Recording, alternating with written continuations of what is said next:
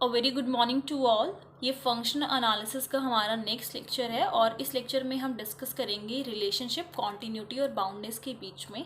हमने पहले काफ़ी सारी ऐसी थ्योरम डिस्कस की हैं जिसका रिजल्ट हमने कॉन्टिन्यूटी और बाउंडनेस की जो रिलेशनशिप है उसका रिजल्ट हमने यूज़ किया है वहाँ पर।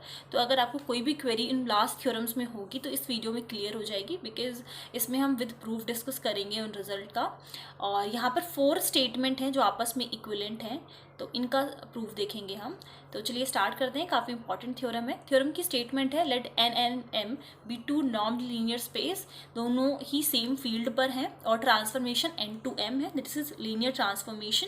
सो ये 4 कंडीशंस आपकी इक्विवेलेंट होंगी आपस में। पहली कंडीशन क्या है, पहली स्टेटमेंट क्या है कि टी कॉन्टिन्यूस है।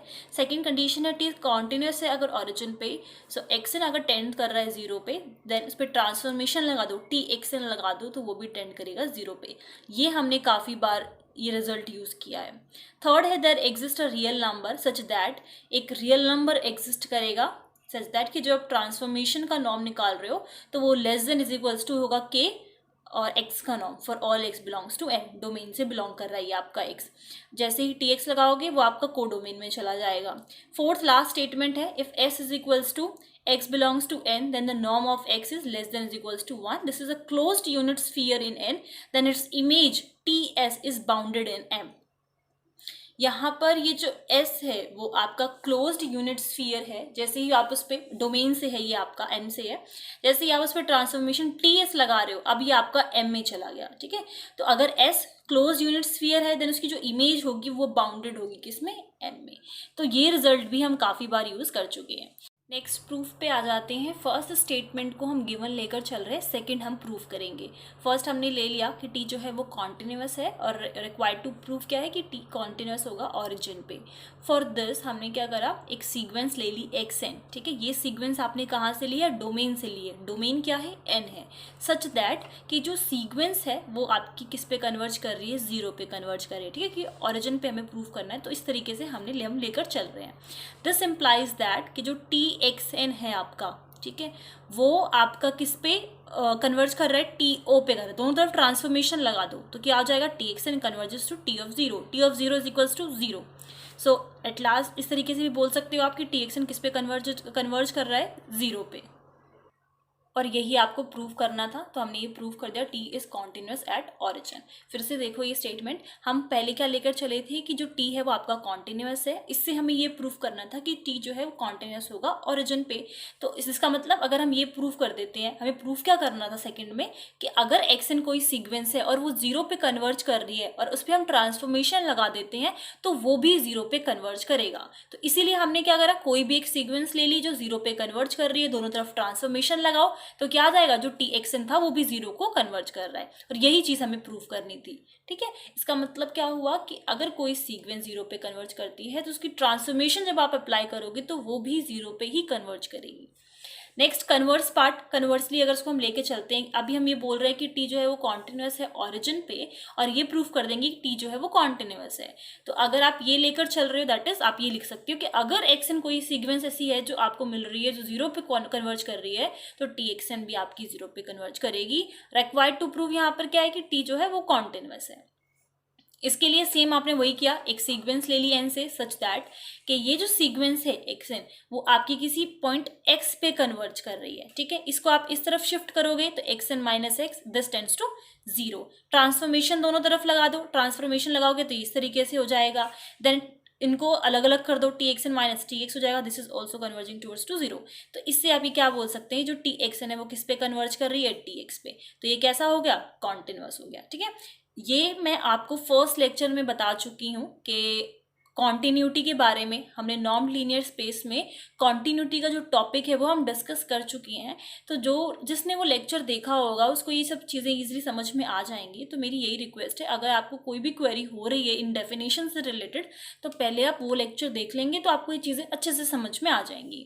तो हमने ये प्रूफ कर दिया कि टी जो है वो कॉन्टिन्यूस है। इस तरीके से हम लिखते हैं। तो ये जो पर्टिकुलर पार्ट होता है इसका आप इस साइड शिफ्ट कर दो तो टी एक्स एन जो है वो आपका टी एक्स पे कन्वर्ज हो जाएगा। ये हम बोलते हैं इस पे कन्वर्ज कर रही है, ये वाली पर्टिकुलर सीक्वेंस, ठीक है। नेक्स्ट आ जाते हैं, सेकंड हम एज अ गिवन लेकर चलेंगे और थर्ड को प्रूफ कर देंगे। We are given that T is continuous at origin, और थर्ड प्रूफ कर देंगे। अगर ये आप लेकर चल रहे हो तो आप ये यूज कर सकते हो रिजल्ट कि अगर आपके पास कोई सीक्वेंस है जो जीरो पे कन्वर्ज करे, इसका ट्रांसफॉर्मेशन भी करेगा। सो ये हमारी इस केस में गिवन हो गई। रिक्वायर्ड टू प्रूफ क्या है कि हमें कोई एक रियल नंबर के ऐसा मिलेगा सच दैट कि जो उसकी ट्रांसफॉर्मेशन होगी वो less than is equals to K X का नॉर्म। सो नेक्स्ट हम सपोज क्या करके चल रहे हैं कि इफ़ पॉसिबल हमें एक के ऐसी वैल्यू मिल रही है सच दैट कि ये जो टी एक्स का नॉर्म होगा वो हम बिल्कुल अपोजिट लेकर चल रहे हैं इस रिजल्ट से, ठीक है। ये हमें रिजल्ट प्रूफ करना है, तो बिल्कुल हम अपोजिट लेकर चल रहे हैं इस रिजल्ट से कि जो टी एक्स का नॉर्म होगा मुझे के ऐसी वैल्यू मिल रही है सच दैट कि ये जो ट्रांसफॉर्मेशन का नॉर्म है वो लेस हो जाएगा, ठीक है। जस्ट अपोजिट लेके चल रहे हैं, फिर बाद में कॉन्ट्रडिक्शन प्रूफ कर देंगे। सो अगर हम ऐसा बोल रहे हैं तो हमें कोई भी हर एक एन की वैल्यू के लिए हम कोई भी एक वेक्टर एक्स एन ले सकते हैं किसी एन से, ठीक है। तो उसमें भी क्या होगा, सेम यहाँ पे एक्स की जगह एक्स एन कर दो, के की जगह यहाँ पे कोई आपने के लिया था रियल नंबर, यहाँ पे हम एन की बात कर रहे हैं तो एन लिख दिया, एक्स की जगह एक्स एन आ गया, ठीक है। तो इससे ही हमने ये वाला रिजल्ट निकाला है। राइट हैंड पार्ट को इस तरफ LHS की साइड शिफ्ट कर दो तो ये नीचे आ जाएगा, यहाँ पे 1 हो जाएगा। दोनों तरफ अगर नॉर्म लगा दिया हमने तो ये क्या हो जाएगा, ये इसका जो TXN का नॉर्म था और इस पे जो नॉर्म है इस तरीके से हम लिख सकते हैं। इसको इक्वेशन नंबर 1 दे दिया। इस पार्ट को हमने YN मान लिया तो ये हो जाएगा YN is equals to this XN। इस पार्ट को हमने मान लिया YN, इस क्वांटिटी को। देन इस पे अगर हम नॉर्म लगाते हैं तो इस पूरे पे नॉर्म लग जाएगा। This is equals to XN का नॉर्म, यहाँ पर भी XN का नॉर्म हो जाएगा, आपस में कैंसिल हो गया और ये आ गया 1/n, ठीक है। तो ये किसको कन्वर्ज कर रहा है, 0 को कर रहा है। n की वैल्यू जो लिमिट है, जैसे ही हम इन्फिनिटी के टूवर्ड्स टेंड करेंगे सो 1/∞ इज इक्वल्स टू 0। सो इसकी जो वैल्यू है वो 0 के टूवर्ड्स कन्वर्ज कर रही है। एज जो YN है वो आपका 0 के टूवर्ड्स, ये YN फिर आपका 0 के टूवर्ड्स कन्वर्ज हो गया। बट जो आपका ये TYN है, ये जो TYN है वो तो 0 के टूवर्ड्स नहीं कन्वर्ज हो रहा है। यहाँ पर देखो ये जो वैल्यू थी इसको हमने YN माना था, ये जो TYN है वो तो बल्कि 1 से बड़ा है, ठीक है। तो YN अगर 0 के टूवर्ड्स कन्वर्ज कर रहा है तो TYN आपको 0 के टूवर्ड्स नहीं कन्वर्ज कर रहा, जो कि कॉन्ट्रडिक्शन है। That is that T is not continuous at origin, so our supposition is wrong. So T जो है वो तो आपका कॉन्टिन्यूस आ ही नहीं रहा ऑरिजिन पे, क्योंकि अगर YN 0 के टूवर्ड्स कन्वर्ज कर रहा है तो उसका जो ट्रांसफॉर्मेशन उस पर हम अप्लाई करेंगे तो वो भी तो 0 के टूवर्ड्स कन्वर्ज करना चाहिए। यही तो हमने सेकंड में लेकर चल रहे थे, सेकंड यही तो हमें गिवन था। बट यहाँ पर हमें कॉन्ट्रडिक्शन मिल रही है, इसका मतलब जो हम सपोज करके चल रहे थे वो गलत करके चल रहे थे। तो हमने क्या करा, हमें क्या रिजल्ट मिलेगा कि हमारे पास रियल नंबर कोई के ऐसा हमें मिल सकता है जैसा दैट कि जो TX उसका जो नॉर्म होगा वो less than is equals to K X का norm for all X belongs to n। Converse part देखिए, कन्वर्स में अब हम क्या कह रहे हैं अपोजिट लेकर चल रहे हैं कि हमारे पास कोई एक रियल नंबर k है सच दैट उसका जो ट्रांसफॉर्मेशन का नॉर्म है वो less than is equals to K X का नॉर्म आएगा। और हमें यहाँ पे प्रूफ क्या करना है कि t कॉन्टिन्यूअस होगा ऑरिजिन पे। तो इस चीज़ को प्रूफ करने के लिए हमें क्या प्रूफ करना होगा कि अगर xn कोई भी एक सीक्वेंस जो 0 के टूवर्ड्स कन्वर्ज कर रही है तो उसका ट्रांसफॉर्मेशन भी 0 के टूवर्ड्स कन्वर्ज करेगा।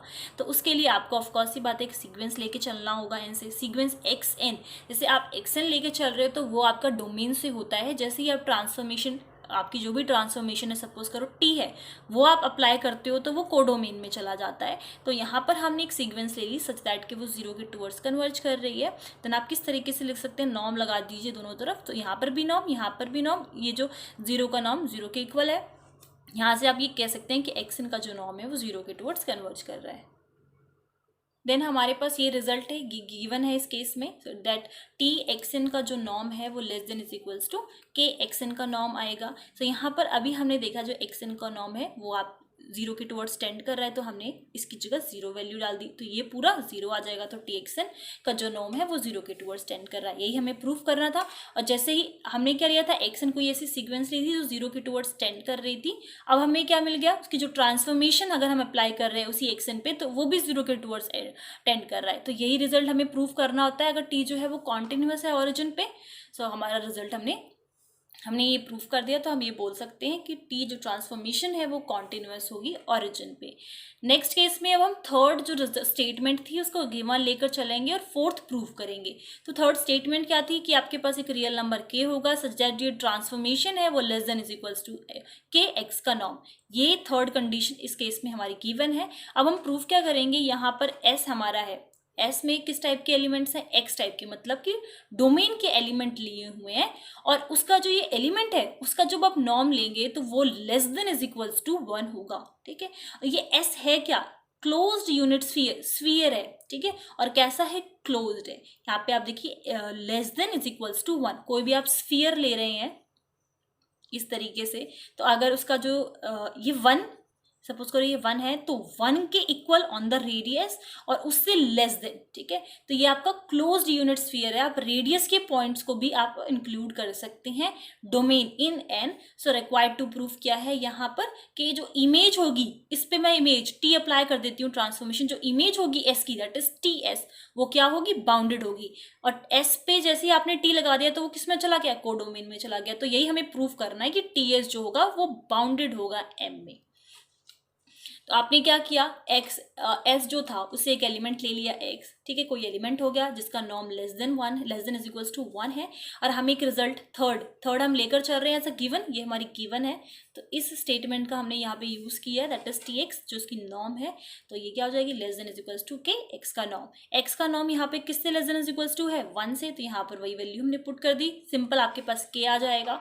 तो यहाँ पर और you can say that x element है किसका, एस का है, तो ये जो नॉर्म है टी एस का जो नॉर्म है वो less than is equals to K आ गया। तो यहाँ पर आप देखो ये जो आपको ट्रांसफॉर्मेशन मिल रही है वो किसी एक पर्टिकुलर रियल नंबर, कोई भी रियल नंबर के हो सकता है, उससे less than is equals to मिल रही है। और बाउंडेड की यही तो डेफिनेशन होती है, ये ऑलरेडी हम बाउंडेड की डेफिनेशन डिस्कस कर चुके हैं। तो यही तो डेफिनेशन होती है, अगर आपको कोई एक ऐसी रियल वैल्यू नंबर मिल जाए जिससे आप किस उस ट्रांसफॉर्मेशन को लेस दिखा सको, तो वही चीज हमें ट्रांसफॉर्मेशन में बाउंडेड में प्रूव करनी होती है। So this implies that T S is bounded in M. इसके कन्वर्स पार्ट पे आ जाते हैं। अब हम ये सपोज करके चलेंगे, एस आपके पास है क्लोज्ड यूनिट स्फीयर, और ये क्या इम्प्लाइज कर रहे हैं कि जो टी एस होगा वो बाउंडेड होगा एन में। तो यहाँ पर अब हमें प्रूफ क्या करना है कि जो आपको रियल नंबर कोई के ऐसा मिलेगा सच दैट कि जो ट्रांसफॉर्मेशन होगी वो less than is equals to K, X का नॉर्म होगी, और यहाँ पे एक्स जो है वो आपका डोमेन से है, दैट इज एन। सो सबसे फर्स्ट हमने x की वैल्यू जो है वो 0 के इक्वल मान ली, देन क्या होगा, 0 जहाँ जहाँ x है वहाँ 0 पुट कर दो, तो रिजल्ट जो है वो आपका होल्ड करेगा। तो अब हम क्या मान के चल रहे हैं कि x जो है वो 0 के इक्वल नहीं है। इससे पहले हम यहाँ पर आए, हमने ये किया क्या है, ये एक एलिमेंट लिया है s का, ठीक है, और s का जो हम एलिमेंट ले रहे हैं, हमारे पास एक कंडीशन है कि s में किस टाइप के एलिमेंट बिलोंग करते हैं जिसका नॉर्म जो है वो लेस देन 1 होता है। तो चेक कर लेते हैं कि इसका जो नॉर्म है वो लेस देन 1 है कि नहीं। तो ये आपका एलिमेंट था, इसका हमने नॉर्म चेक किया, तो क्या हो जाएगा, ऊपर भी x का नॉर्म नीचे भी x का नॉर्म, ये आपका कैंसिल हो गया, इज इक्वल्स टू 1 आ गया। इसका मतलब ये एक ऐसा एलिमेंट है जो आप s से ले सकते हो, ठीक है, और ये जो x है वो नीचे 0 के इक्वल तो हो ही नहीं सकता। तो ठीक है, प्रॉपर फॉर्म बन रही है हमारी। तो मैंने s का एक इस टाइप का एलिमेंट ले लिया, x बाय x का नॉर्म, देन ट्रांसफॉर्मेशन लगा देंगे इस पे, तो ऑफकोर्स ही बात है वो बाउंडेड होगा m में, वो अभी अभी हमने प्रूव किया।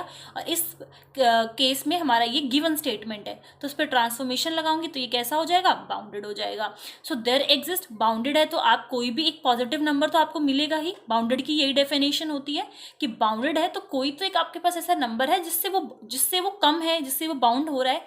तो वो हम सबने सपोज कर लिया कि पॉजिटिव नंबर कोई k है जो कि 0 से बड़ा है, सच दैट कि जो ट्रांसफॉर्मेशन आपको मिली वो क्या हो जाएगी, less than is equals to के।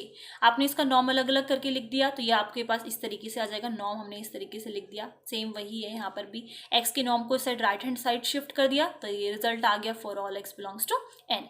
हेंस आपके पास कोई यही रिजल्ट हमें प्रूव करना था कि आपके पास रियल नंबर कोई ऐसा एग्जिस्ट कर रहा है such that transformation of T X, sorry norm of T X is less than is equals to K norm of X. Hence all these conditions are equivalent. तो हमने क्या करा, फर्स्ट लिया, सेकंड को प्रूव किया, सेकंड लिया, first को prove किया। कन्वर्स पार्ट के साथ हमने सारे स्टेटमेंट्स प्रूव किए हैं। इक्विवेलेंट होने का मतलब यही है कि सारी स्टेटमेंट आपस में इक्वल है। नेक्स्ट हम लीनियर ट्रांसफॉर्मेशन की डेफिनेशन देख लेते हैं नॉर्म लीनियर स्पेसेस में। तो यहाँ पर n और m हमारे पास दो नॉर्म लीनियर स्पेसेस हैं सेम फील्ड के ऊपर। मैपिंग टी N2M है, इसको आप लीनियर ट्रांसफॉर्मेशन कब बोलेंगे? अगर जैसे कि आपने इतनी सारी थ्योरम डिस्कस की जहाँ पर मेंशन था कि जो T है वो आपका LT है, दैट इज़ लीनियर ट्रांसफॉर्मेशन, तो बहुत ऑब्वियस सी बात है कि ये जो सारी कंडीशंस अभी यहाँ पर लिखी हैं वो सारी सेटिस्फाई होंगी। लीनियर ट्रांसफॉर्मेशन हम पहले भी काफ़ी बार पढ़ चुके हैं, बट नॉन लीनियर स्पेसेस में भी कोई खास ऐसा डिफरेंस नहीं है, बट आपको ये चीज़ें ध्यान रखनी है। फिर से मैं इसलिए रिवाइज करवा रही हूँ, जैसे कि x+y कोई भी आपने दो एलिमेंट ले लिए डोमेन से, उस पर आप ट्रांसफॉर्मेशन लगाते हो, तो लीनियर ट्रांसफॉर्मेशन की जो प्रॉपर्टीज़ होती हैं दैट इज़ कि आप उसको ऐसे अलग अलग करके भी लिखोगे, मतलब कि x और y के एलिमेंट के जो इमेजेस होंगे उनको आप सम करते हो तो वो इसके इक्वल आएगा। और अगर आप कोई अल्फा जो आपने फील्ड से लिया है वो आप उस एलिमेंट के साथ मल्टीप्लाई करके, मतलब कि अल्फा x की वैल्यू निकाल रहे हो, ट्रांसफॉर्मेशन लग रहा है, तो अल्फा t x की वैल्यू उसी के इक्वल आएगी। और ये जो मैपिंग है कि जो T N2M है is set to be LT, इन दोनों को जो प्रॉपर्टीज ऊपर ये दोनों लिखी है उनको मिक्स करके जो प्रॉपर्टी बनती है हमारे पास alpha x plus beta y, ये प्रॉपर्टी अगर आपको ये दोनों प्रॉपर्टी नहीं प्रूव करनी है LT शो करने के लिए, तो ये सिर्फ एक सिंगल प्रॉपर्टी हम शो कर सकते हैं। उसके बाद नेक्स्ट रिमार्क है, और इसका रिमार्क का भी यूज़ हमने काफ़ी बार यूज़ करा है इसे, कि ज़ीरो का ट्रांसफॉर्मेशन आप निकाल रहे हो तो आप इस तरीके से लिख सकते हो, मतलब कि जो ज़ीरो का ट्रांसफॉर्मेशन है वो ज़ीरो के इक्वल ही आएगा।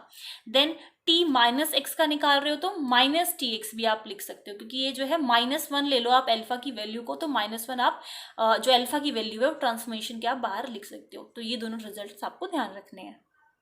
इस वीडियो में बस इतना ही। अगर आपको कोई क्वेरी है तो आप लोग मुझसे पूछ सकते हैं, कमेंट सेक्शन में पूछ सकते हैं। इंस्टाग्राम का लिंक आपको डिस्क्रिप्शन में मिल जाएगा, आप लोग मुझे वहाँ पर भी टेक्स्ट कर सकते हैं। Thank you.